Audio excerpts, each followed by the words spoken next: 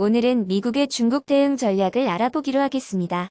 미국 대통령은 대내적으로 중국을 타겟으로 삼고 적대시하고 있습니다. 대선 후보 바이든 아들이 중국으로부터 거액의 기금을 마련했고 그것이 결국에는 다시 중국으로 투자되었으며 인권 침해도 야기되었다고 하면서 바이든을 메이드 인 차이나라고 비난합니다. 이것이 미국 내 중국과 전쟁입니다. 물론 본인은 메이드 인 USA라고 하면서 바이든과 차별화하는 대선 전략을 쓰고 있습니다. 대외적으로는 중국의 강경책을 쓰고 있습니다. 예를 들면 폼페이 장관이 지난주에 미국 군사산업과 관련하여 언급이 있었는데요. 핵심은 중국 첨단 반도체 산업을 겨냥하는 것이었습니다. 이런 것을 보면 명확해지고 있어요. 미국 내부의 적은 중국 바이든이고 미국 외부의 적은 중국 시 주석이라는 것입니다.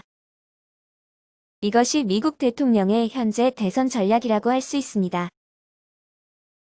우선 논란이 되고 있는 대선 후보 바이든 아들의 문제에 대해 살펴보면 지금까지 여러 차례 바이든 아들 문제가 제기되었는데요. 아직까지 어떤 명확한 해명이 이루어지고 있지 못합니다. 명확히 해명할 수 없는 것은 제기된 의혹이 사실이기 때문입니다. 바이든이 오바마 정부 부통령일 때 중국 방문길에 아들도 함께했고 중국에서 돌아온 이후에는 10억 달러가 넘는 막대한 자금으로 기금을 조성했습니다. 그것이 중국은행을 통해서 바이든 아들에게 융자해 준 것입니다. 조성된 기금은 미국, 군사과학기술 등과 관련이 있는 기업들에 투자되었고 기업들의 노하우나 주요 정보가 중국에 흘러들어가게 되었어요. 이를 바탕으로 중국 내 인공지능 AI 기업이 성장할 수 있게 되었는데 중국 정부가 첨단 기술을 감시와 통제 수단으로 이용해 인권을 침해하여 무리를 빚고 있어요. 이것은 최근에 한두 차례 지적된 것이 아니라 몇 년 전부터 야기된 문제로 친민주당인 뉴욕타임즈에서도 제기된 적이 있어요. 그리고 중兴통신 관련 내용입니다. 이것은 단순히 한 기업의 문제가 아니라 미국이 중국 첨단 반도체 산업을 억제하기 위한 의도가 엿보입니다. 미국의 대부분 산업은 반도체에 의존하고 있기 때문에 반도체 산업은 미국 정부가 가장 중요하게 생각하는 분야입니다. 중국의 경우에 중兴통신이 문제가 된다면 미치는 영향이 클 것입니다. 예를 들면 화웨이도 타격을 입을 것으로 보여요. 이유는 화웨이하고 중兴통신이 긴밀한 관계에 있기 때문입니다. 최근 백악관에서 예산관리국 OMB에 지시를 내렸었죠. 지침의 주요 내용은 전 미국 국가기관의 예산 집행 상황을 조사하라는 것입니다. 한마디로 중국과 관련이 있는 예산 집행이 있는지 조사하라는 것입니다. 중국의 GDP 성장을 돕거나 불공평하게 중국에 치우친 것은 없는지입니다. 예를 들어 중국의 1대1로 계획을 돕거나 중국이 국제기구의 우위를 점할 수 있도록 돕거나 하는 것입니다. 이것뿐만 아니라 중국의 5G 산업과 관련되거나 얼굴 식별 인식 분야 등과도 관련 있는지입니다. 의도적인 것은 물론 무의식적인 지원도 함께 조사하라는 것이에요. 앞으로 어떻게 될지는 모르지만 중국에 대한 미국의 압박이 강해지고 있음을 알 수 있습니다. 이에 대해 중국 정부도 주시하고 있습니다. 중국도 미국에 대응하는 수단을 마련 중에 있습니다. 중국 정부 대변지인 황구시보 영문판을 보면 만약 미국이 제재를 하게 된다면, 즉 조사에서 더 나아가 제재로 여겨지는 행동을 하게 되면 중국은 미국 국채를 팔 것이라고 합니다. 최근 일본이 미국 국채를 팔고 있는데요. 황구시보에 의하면 만약에 미국이 어떤 제재를 하게 되면 중국은 미국 국채를 대량으로 팔 것이라는 것입니다. 근데 이것은 중국에게도 큰 손해를 끼치는 수단입니다. 이거는 모택동이 쓰던 전술입니다. 가장 문제되는 적을 치기 위해 주변의 다른 골칫거리 세력과도 손을 잡는 전술입니다. 큰 적을 치기 위해서 핵심적인 적대 세력과 비핵심적인 세력으로 나누고 분열을 조성하는 것입니다. 미국은 이미 이전부터 이런 방식을 쓰고 있습니다. 중국에서 5지역을 독립시키려는 것이죠. 즉 홍콩의 독립, 대만 독립, 내몽고 독립, 티베트 독립, 신장 위구르 독립인 것입니다. 현재로서는 홍콩과 대만이 가장 큰 현안으로 관심의 대상입니다. 최근에는 아까 언급한 5지역 독립 말고 만주 독립도 말하는 경우가 있다고 합니다. 이유는 미국이 이러한 독립 세력을 적극 지원하기 때문입니다. 소규모이긴 하지만 여러 독립 세력이 미국의 지원을 바라고 활동하는 것 같습니다. 다섯 지역 독립과 관련해서 말하면 티벳의 경우에는 예전에 국경을 맞대고 있는 인도에 도움을 요청했는데요. 인도가 중국의 눈치를 보아야 하기 때문에 도움을 줄 수 없었습니다.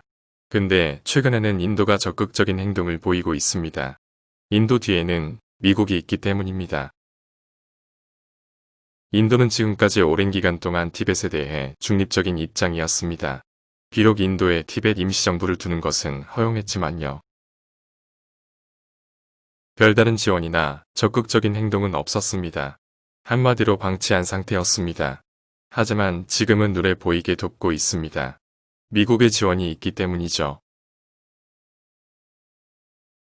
지금 티벳과 같은 일이 중국 내몽고에서도 벌어지고 있습니다. 몽고 사람들은 중국 한족이 오면서 터전인 초원이 점차로 줄고 있어서 불만이 많았고 원래 민족성이 강해 수업 거부 같은 일도 있었지만 별다른 관심을 끌지 못했습니다. 몽고의 초원은 유목민이 생존을 위해 필수적인 것인데 개발을 하게 되면서 초원은 점점 없어지고 몽고 토장민들은 한족에 대한 거부감이 증가하게 됩니다. 이러한 문제가 외부 매체를 통해 보도되기도 했지만 커다란 호응은 없었습니다. 그런데 최근 미국에서 적극적으로 몽고 문제에 간섭하기 시작합니다. 미국 국방부 장관이 2019년에 임명되었는데 제일 먼저 방문한 국가가 몽고였습니다. 몽고가 국제적으로 볼 때 소국이지만 지정학적으로 차지하는 위치는 상당히 중요합니다. 국경의 한쪽은 중국이고 다른 한쪽은 러시아입니다. 미국과 몽고는 지금까지는 정치적으로 소홀한 관계였습니다. 하지만 최근에는 중국에 대응하기 위해 미국과 몽고가 연합하는 모양을 띠고 있습니다. 미국이 미사일 기지를 재배치한다면 몽고도 후보 지역 중에 하나가 될 수 있습니다. 그 이유는 바로 중국이 내다 보이기 때문입니다. 미국이 몽고를 지원하면서 몽고 내에 많은 변화가 있게 되었어요. 민족적인 자긍심이 다시 되살아나고 있습니다. 예를 들면 오랜 기간 동안 몽고 글자의 러시아 알파벳을 사용했는데 최근에 폐기하고 예전 몽고 방식으로 되돌아갔습니다. 몽고의 이러한 변화는 몽고의 바로 아래 지역에 있는 중국 내몽고에도 영향을 미치고 있습니다. 징기스칸 후예라는 자긍심이 다시 살아나고 있는 것입니다. 이 문제는 중국 정부 입장에서는 다루기 정말로 힘든 문제입니다. 그 이유는 중국 내부인 내몽고에 한정된 사안이 아니라 국경 너머 다른 나라와도 관련된 사안이기 때문입니다. 내몽고와 몽고가 서로 호응하게 되면 중국이 쉽게 해결하기 어려운 문제가 됩니다. 중국 정부가 내몽고 지역의 한어 공부를 한층 더 압박하고 있는데 내몽고의 민족주의가 커지는 것을 사전에 막기 위해서입니다. 몽고 문제 뒤에는 미국이 있다고 봐야 할 것입니다. 몽고뿐만 아니라 신장 위구르 인권 문제도 미국이 관여하고 있습니다. 이들 지역뿐만 아니라 대만 홍콩 문제에도 미국이 적극 관여하고 있습니다.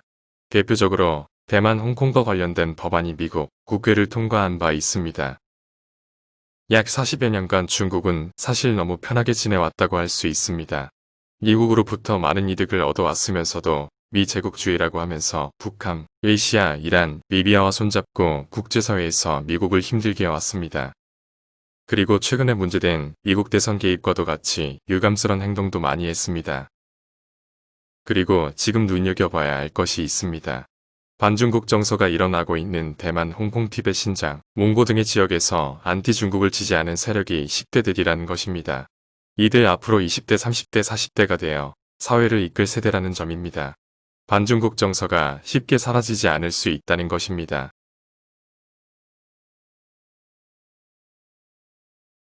(10대들이) 반중국적인 것은 주목할 만한 사안인 것 같네요. 미국과 중국의 관계가 악화되고 있는 이때에 놀랄 만한 사건이 발생했습니다. 홍콩 갑부 리자청에 대한 것입니다.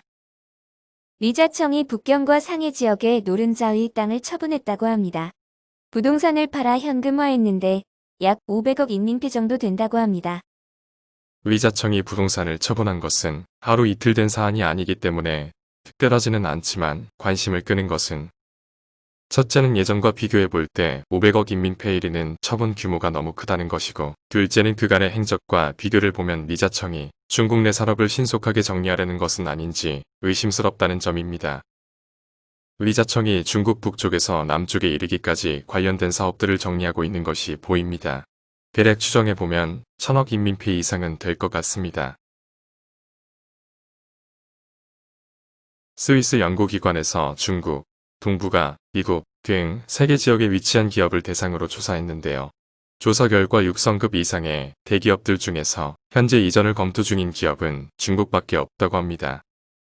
중국을 떠나려고 하는 것이죠. 미국이나 한국, 일본의 경우에는 없었다고 합니다.